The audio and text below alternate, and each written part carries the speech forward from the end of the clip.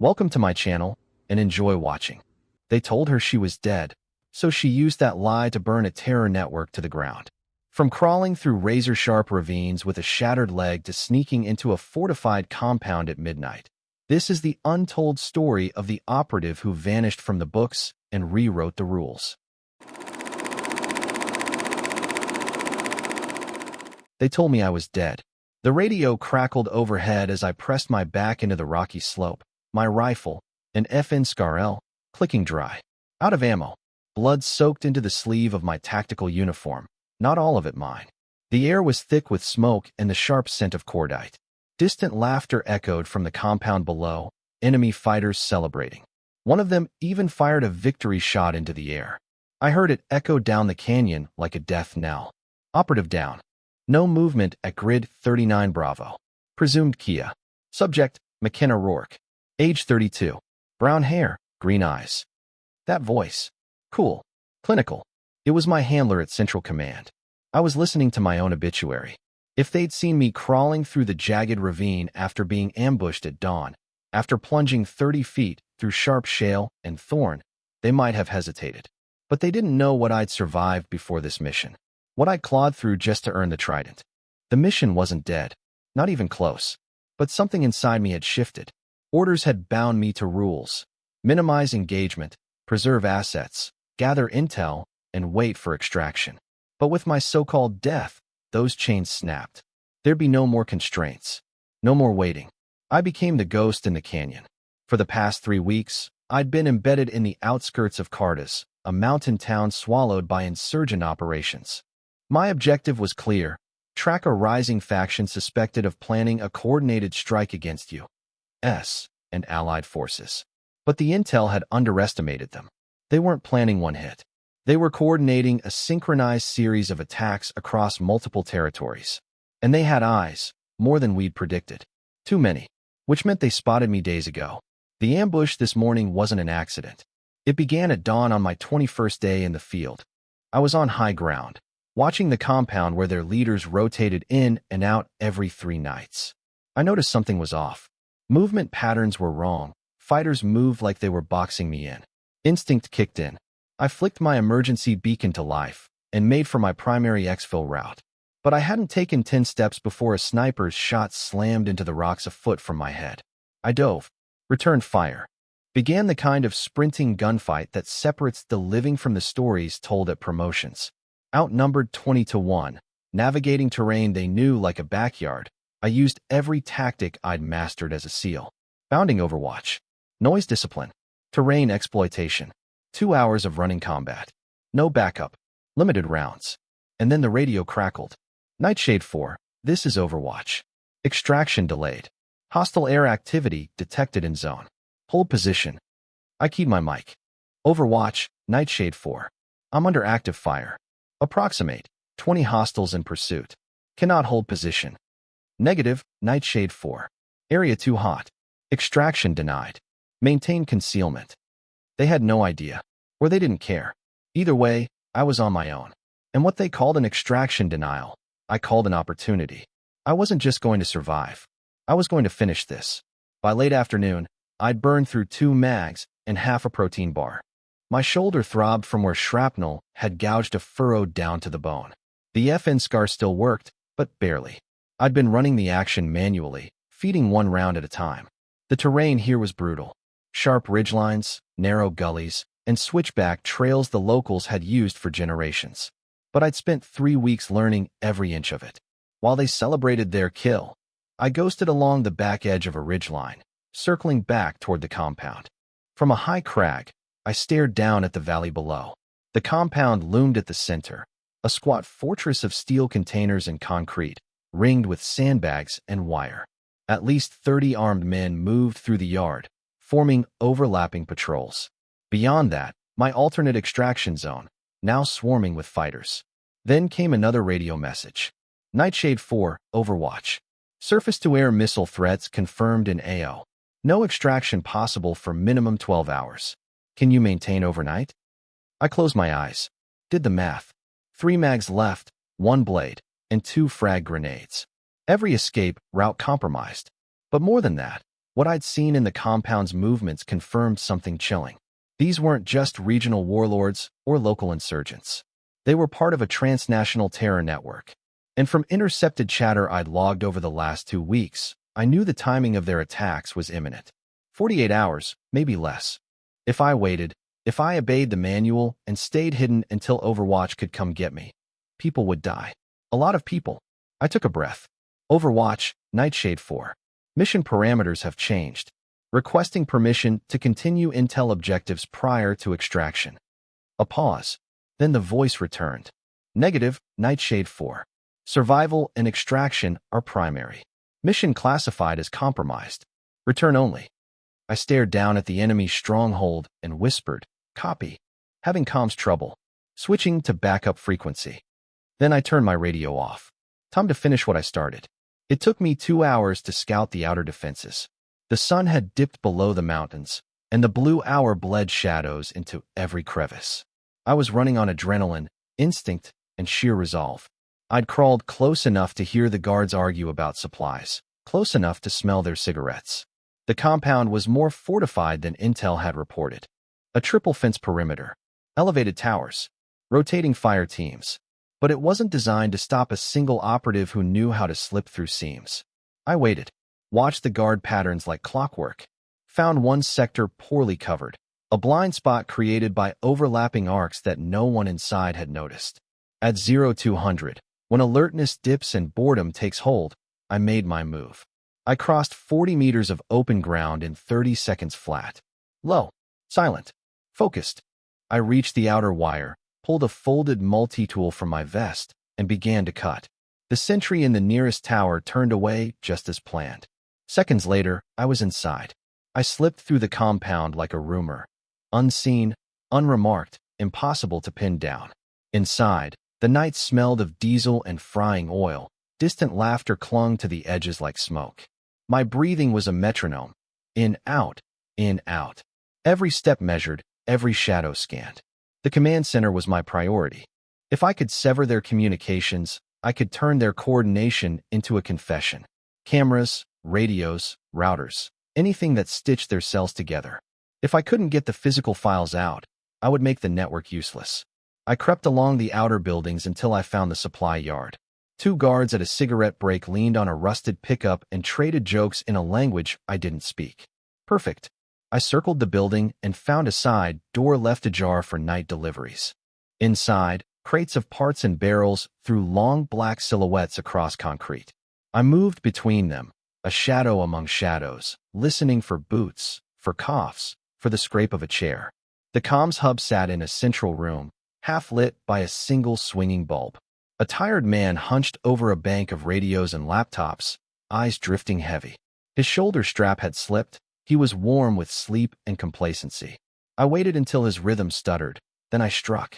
A knife to the throat, quiet, clean. No dramatics, just efficiency. He went down on a soft exhale. I dressed the wound to make it look like he'd been hit by shrapnel in the blast earlier, something that would explain a concussive bleed and keep men from rifling through his pockets. I looped his ID card and slid it into my own jacket. Little things matter when you move inside someone else's world.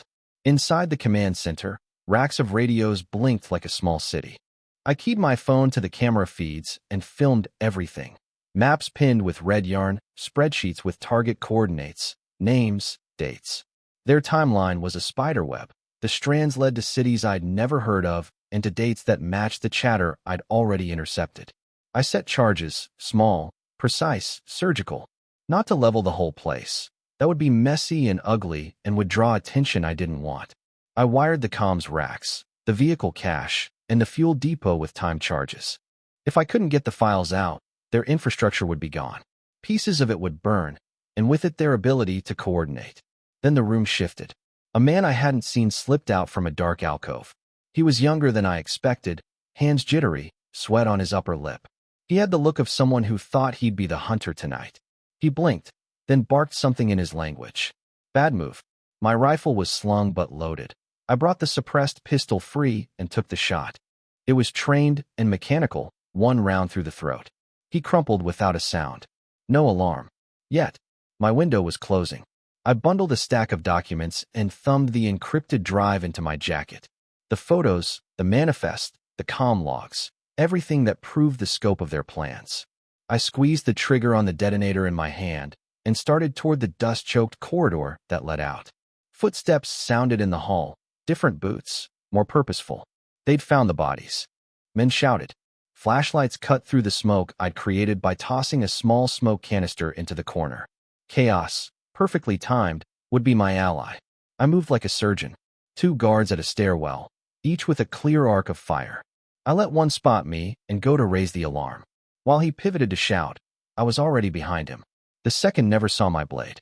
I used the leverage of the stairs to slide past and drop like a ghost into the night air. Outside, the compound erupted into controlled confusion. My charges began to burn. Radios screamed. Men poured into the yard with rifles raised and faces lit by the orange bloom of distant flames. They were hunting a phantom who had already become the architect of their collapse.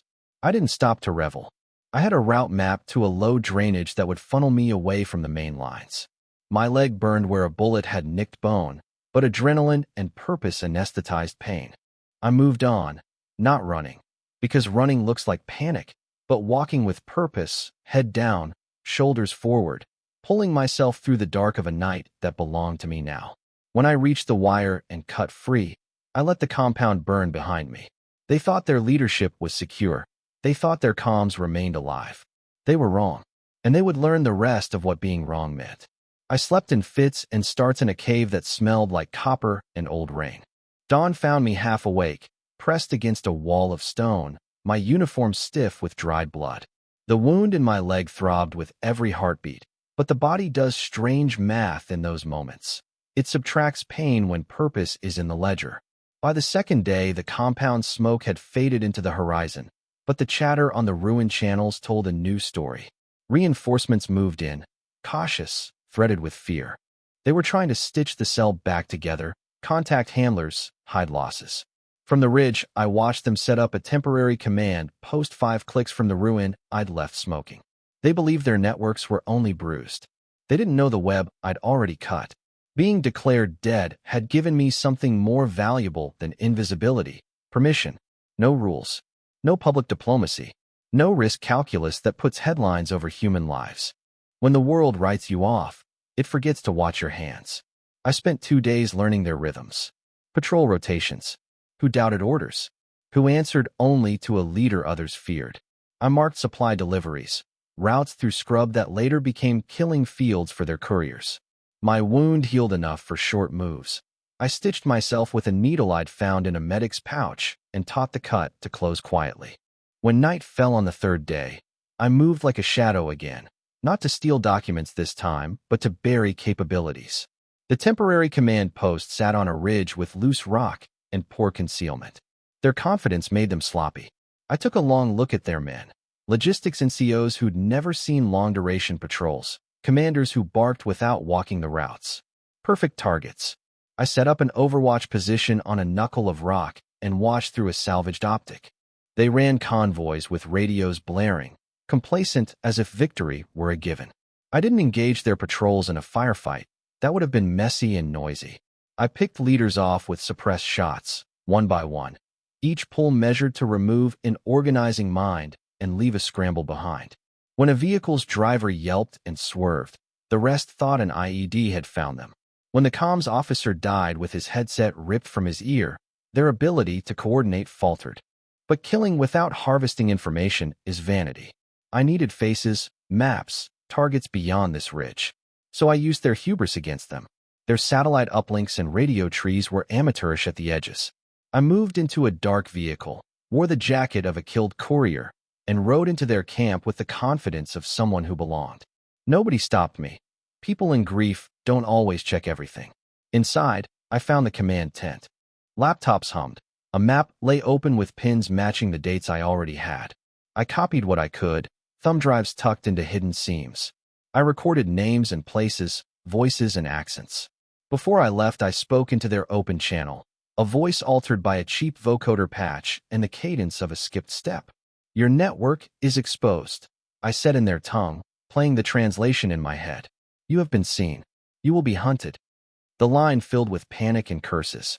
Fear spreads faster than doctrine. Over the following days, I became a ghost story told around their fires. Supply nodes found abandoned. Safe houses that opened one night had corpses on the floors by dawn. They tried to consolidate, trusted fewer couriers, and began pointing fingers. Paranoia eats structure, it eats plans. I moved through their fear with the mechanical focus of someone who'd been trained to see consequences 3 moves ahead. When I keyed my emergency beacon 2 weeks after they wrote me off, I expected disbelief. The voice on the other end paused, as if rechecking a file that had been stamped dead. Nightshade 4, confirm identity.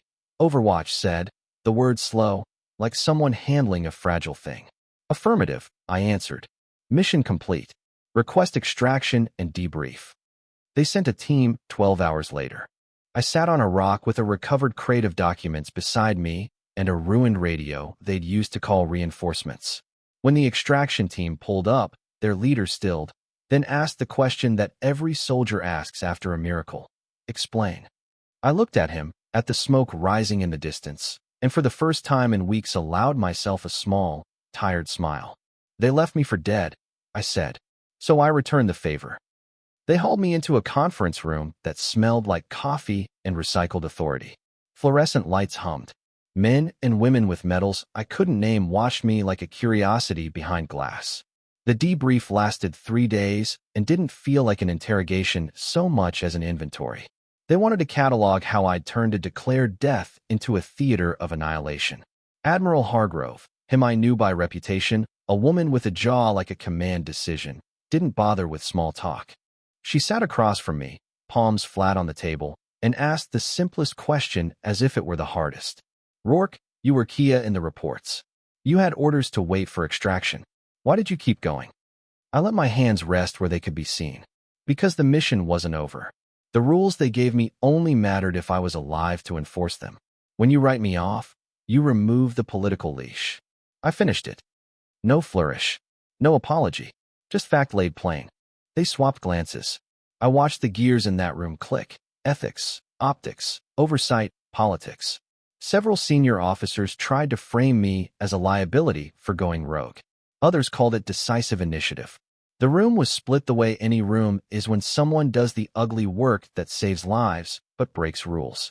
Admiral Hargrove surprised me. She didn't lecture.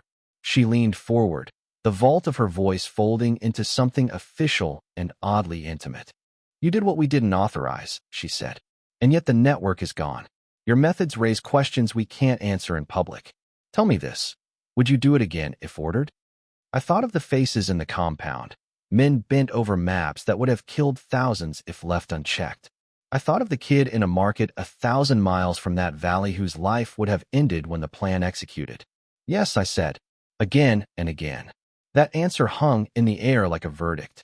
There was silence, then a flurry of closed-door conversations. They ran risk matrices, legal frameworks, and the old litany of plausible deniability. I watched while they measured how much of what I had done they could afford to own. 3 weeks later, I found myself in a place that didn't exist on base maps. A secure facility tucked under a nondescript building, accessed by a stairwell that smelled of oil and history. They wanted to turn what I'd done into doctrine. Not public doctrine, of course. Something secret, surgical, and compartmentalized. The idea was simple and terrible. If an operative can be declared Kia, legally, logistically, on paper, it removes the political restraints that constrict actions in hotspots. The operative is free to act with impunity, with no press briefings, no diplomatic fallout, because officially, they don't exist. They wanted a program. A cadre of phantom operatives who could vanish from records, complete impossible missions, then disappear again. They wanted to institutionalize the advantage I'd exploited. They asked me to help train them. I looked at the roster of candidates, quiet faces, hard eyes, people who wore solitude like armor. Some had wounds the records noted as non-combat. Others had psychological profiles that made psychiatrists frown. They were the type who could operate without a chain of command and not snap. I said yes, not because I craved glory. My name was already a closed file on a shelf, but because I knew what it took to live as someone the world pretended didn't exist. If I could teach others to move in that sliver between obituary and action, maybe fewer innocents would die because of bureaucracy and politics. They gave me a small office, a blank calendar, and a clearance level that made the walls of secrecy look thin. They called the initiative Phantom Reach and stamped it beyond 3 levels of compartmentalization. They handed me dossiers, and I began to teach. What they didn't understand, and what I would make them learn, was that being dead for the world takes more than weapons and tactics. It takes a mind that can live without proofs, a heart that can keep beating when no one will ever write your name, and the cold arithmetic of deciding who lives and who dies. That was the true cost. And that night, as I lay on a cot in a room with no windows, I wondered what it would mean to train people to cross that line, and whether the world would ever forgive us for saving it in secret. Training begins not with weapons, but with silence.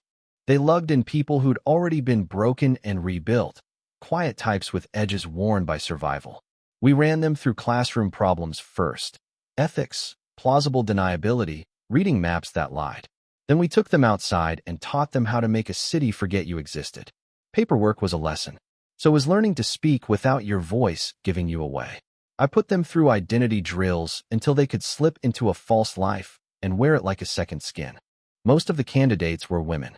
Maybe it was coincidence, or maybe the kinds of fractures that make someone fit for this work cut people differently. Either way, the room filled with faces who refused small talk and answered only when asked the dangerous questions. Why would you want to be the ghost? I asked on the 3rd day, watching them light cigarettes with hands that didn't tremble. A woman named Sable, short hair, a scar through her eyebrow, answered first. Because someone has to do it, she said. And because the alternatives are worse. Nobody argued. The core of what I taught them came from the thing that had saved me, the calculus of consequence. If one world thinks you dead, you can move through another without a leash. That's freedom, but it's also a weight. You have to be willing to let your life be erased from the ledger. You have to accept that if you fail, not only will you be gone, but the proof you ever existed will be scrubbed. So we drilled decision-making under isolation. I staged scenarios where the only option guaranteed legal catastrophe, but the other options guaranteed mass death. We made them choose, then live with the choice in simulation and then in a concrete exercise. There are no medals for hard choices. Only the quiet knowledge that a single ruthless, correct act saved lives that would never be counted. One trainee, Mira, came apart on the 1st day. She couldn't reconcile the human cost on paper with the lives she could save with a calculated lie. I let her sit with it. I told stories instead of lectures. About a bus station in a city where a file I burned once stopped a bomb. About a school that kept its lights on because someone others had written off kept watching a server farm. Those were the things I'd carry in my muscle memory, the proofs that justified impossible actions. We practiced disappearances. A trainee would be declared MIA on paper. Then she'd have to survive in a city for 30 days, build a false life, infiltrate a network, and come back with results, without ever using official channels. If she got stopped by police or beaten by goons, she had to weather it without a call sign. The first attempt, most failed. The second, some succeeded. Those were the ones who could be trusted. We also taught them to harvest intelligence from chaos. Sometimes you don't need to storm the room. You need to make the room reveal its secrets. I taught them to read the small habits.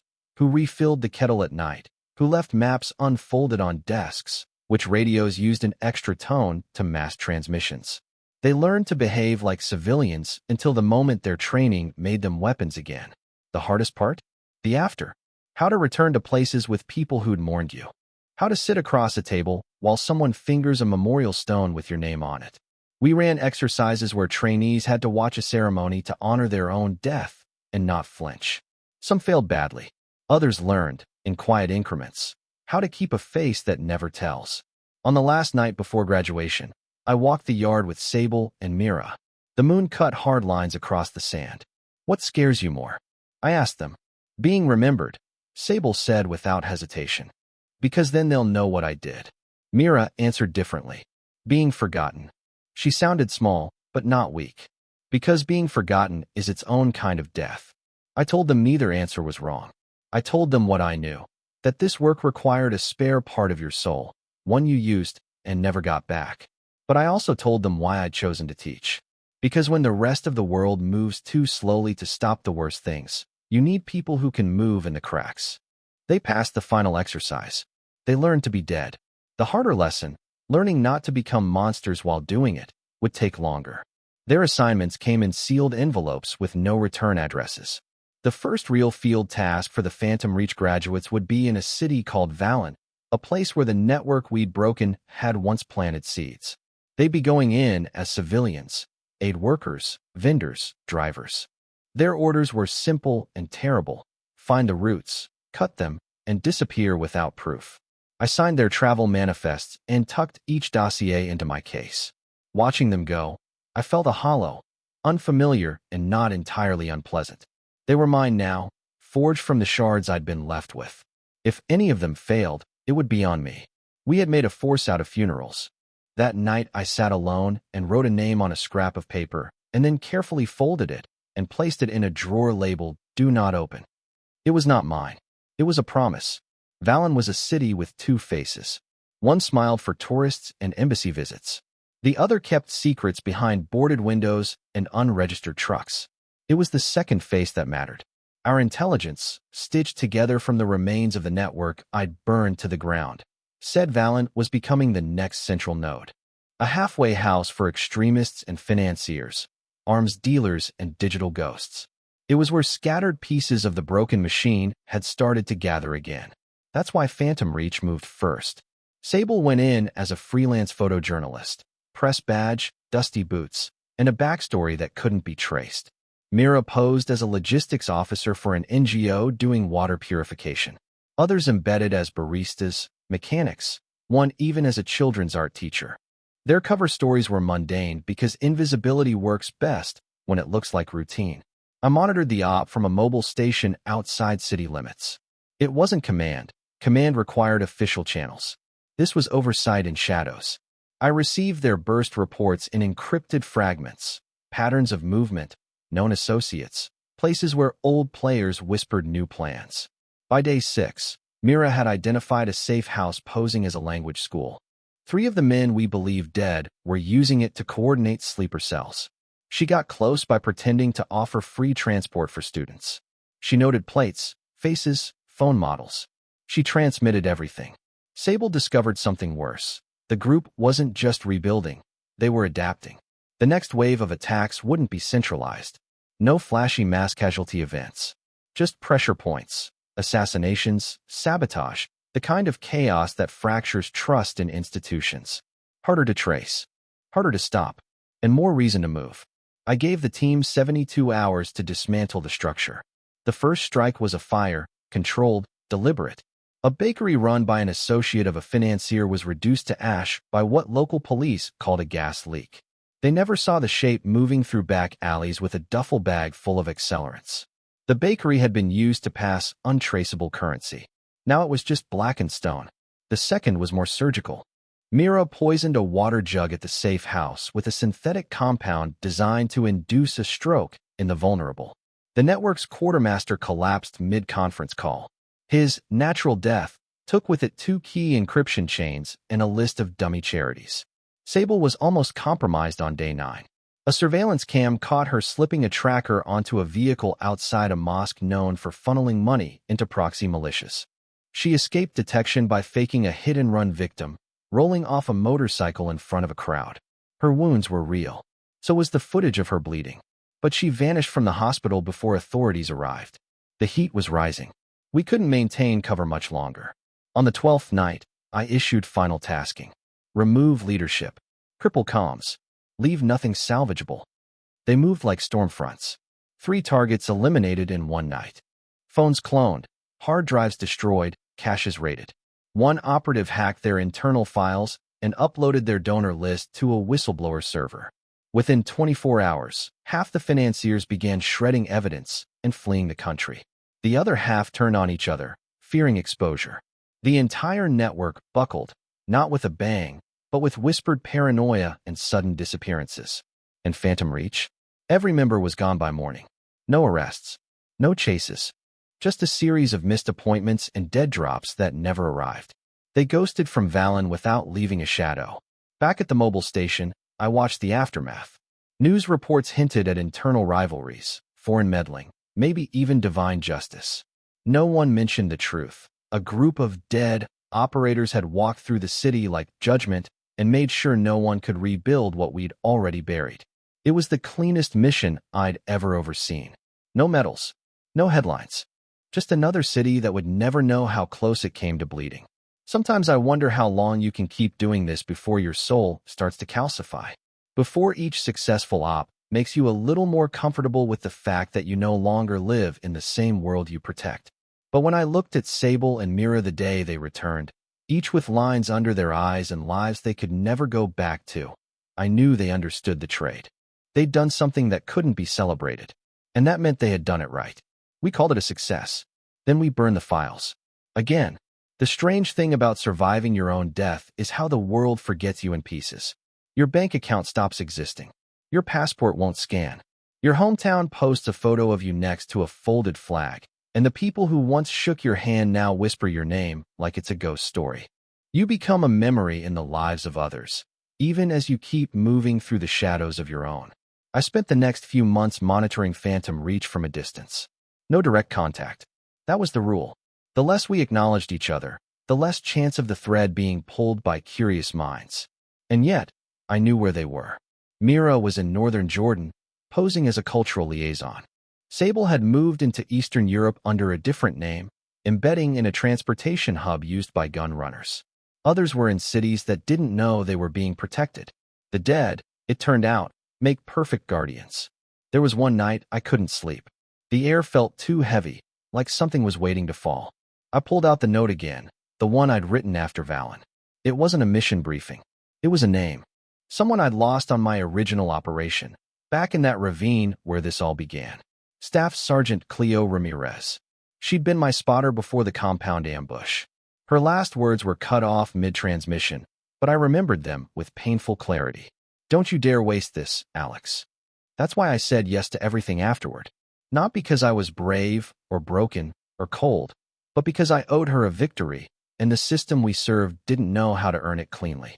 Sometimes I wonder if the price was too high.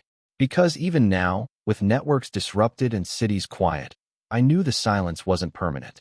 Phantom Reach didn't end terror. It just kept the fuse damp. Somewhere, someone would light it again.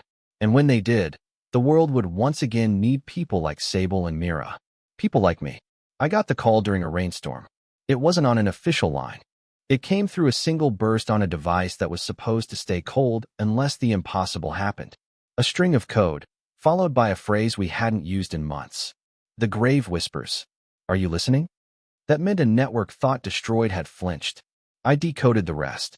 Eastern Seaboard. Financial node. Proxy agents already in play. The target wasn't a weapon cache or a cell. It was a system, a pipeline of influence, laundering, and manipulation that kept smaller cells funded and hidden. The kind of threat you can't fight with drones or airstrikes. You fight it with information. With silence. With ghosts. I sent 3 names back.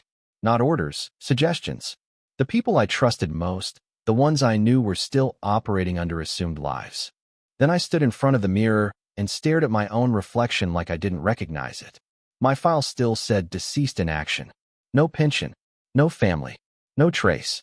All I had left was the mission, and the mission had just returned. By the time the rain stopped, I'd packed my bag, erased the drive, and sent the last message to a secure relay. Rourke operational. Target acknowledged. Phantom Reach is listening. They'd buried me years ago. Time to remind them why that was a mistake. I arrived on the Eastern Seaboard under a name that wasn't mine and a passport no one could verify. To the outside world, I was just another contractor, a nondescript woman in a gray coat with a laptop bag slung across her shoulder. No insignia, no hint of what lived beneath the skin. That was the point. The new target wasn't a camp in the mountains. It was a building of glass and marble in a financial district, a place where lobbyists and middlemen played games with numbers that funded blood on the other side of the world. The pipeline I'd been warned about was hidden in donations, shell companies, and consulting fees. You couldn't blow it up with C4. You had to carve it out with a scalpel and do it so quietly no one would know until the heart stopped beating. Sable joined me 3 days later. She wore a blazer and glasses and carried a folder stuffed with resumes she'd never sent. Mira worked remotely from a different city, posing as an accountant auditing a subsidiary that didn't know it had been infiltrated. Phantom reach was a net spread across invisible currents. We built a picture of the network piece by piece. Late-night meetings in hotel lobbies. Copying data from forgotten servers. Listening at the edges of conversations where donors whispered about overseas interests.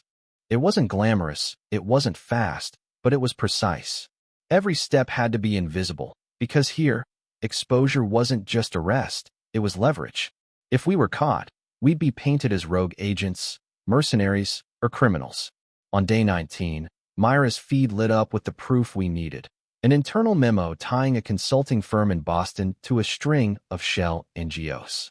Money that bought weapons had been laundered through charities that claimed to fund schools and water pumps. It was the skeleton key to the whole pipeline. We couldn't just leak it. That would trigger a cleanup, a media circus, and eventually the network would reappear somewhere else under a different name. We needed to ruin them so completely they couldn't crawl back. We worked in layers. Mira slipped malware onto their servers disguised as compliance software.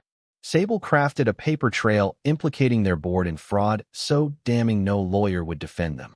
I moved between both, setting up backdoors, ghosting through offices at night to plant physical evidence. The takedown unfolded like a silent detonation.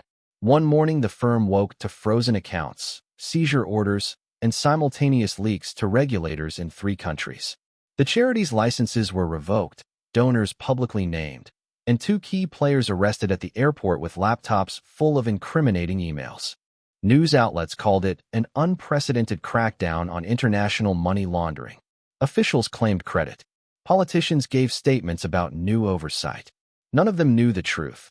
3 people who officially didn't exist had quietly removed a financial artery from a terror machine. After the mission, Sable vanished into another cover identity without goodbye. Mira sent a single burst message, safe, done, waiting for next. And then silence. Phantom Reach had learned to move like smoke, spread out, unseen, but everywhere. I stayed behind a few days, walking past the building we'd gutted. People in suits hustled through revolving doors, oblivious to the fact their world had just been rewritten. On a bench across the street, a man read a paper with a headline about rogue whistleblowers. The article didn't mention my name. It couldn't. I felt nothing at first. No satisfaction, no triumph. Just the same hollow space where my life used to live. The same truth I kept trying to teach the trainees. You don't get applause when you save people this way. You get anonymity. I caught my reflection in a mirrored window. Hair tied back, plain clothes, a face that looked older than it had the last time I'd seen it. A ghost's face. And in that moment, I understood something deeper. Being dead on paper isn't just a cover. It's a state of being. You start to live in a liminal space between life and legend, where nothing belongs to you but the mission. My phone buzzed with a coded alert. Another network stirring in another place. The world was still bleeding. The work was never done. I closed my eyes, breathed once, and stood up. The dead were walking again. And as long as we did, the living would have a chance. They told me once that ghosts don't carry scars because people expect them to be whole. They are wrong. Ghosts carry everything. The grief, the hands that slipped, the names we couldn't save. I learned to carry mine quietly, in the same zip compartment where I keep the little photographs no file will ever list. The work never ends. That's part of the bargain. You give the world a sliver of safety, and it keeps going as if nothing changed. Families go to markets and schools stay open and elections happen without a headline saying who saved them. That's the reward and the cost. You become a ledger of unseen balances. Lives taken, lives spared, lines crossed, choices made. After the Boston takedown, life for me stretched into long corridors of small decisions. I taught. I oversaw. I signed off on operations that looked tidy on paper because someone with a forged signature wanted it that way. I argued with legal teams until my voice hoarsened. I sat in rooms with men and women whose job was to decide whether a life was worth erasing from the books to save 1,000 others. There are no easy votes. Sometimes I traveled to places where ghosts are rumored to sleep. In a seaside village, I watched fishermen haul in nets free of the small plastic bombs the network had planned to smuggle.